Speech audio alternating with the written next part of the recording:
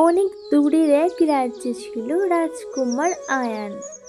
তিনি ছিলেন ভীষণ সাহসী এবং বুদ্ধিমান আর সবার প্রিয়। অন্যদিকে পাশের রাজ্যে ছিল রাজকুমারী নীলা, দয়ালু, সুন্দর এবং খুব জ্ঞানী।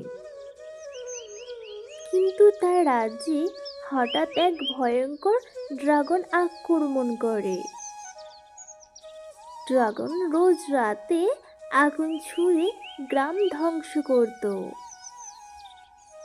রাজা ঘোষণা দিলেন যে এই ড্রাগনকে হারাবে তার সঙ্গে রাজকুমারীর বিয়ে দিবে। অনেক চেষ্টা করলো সবাই, কিন্তু কেউই সফল হলো না।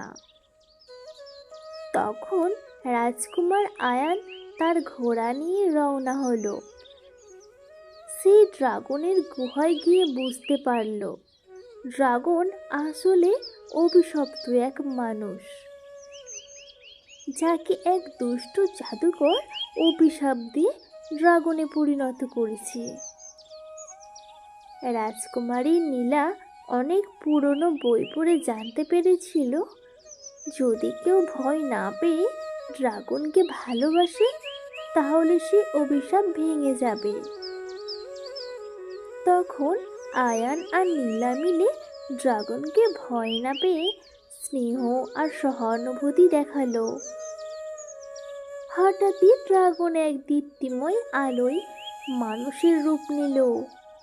সে ছিল এক বৃদ্ধ রাজপুত্র, যাকে অভিশাপ দিয়ে জাদুকর ড্রাগন বানিয়েছিল।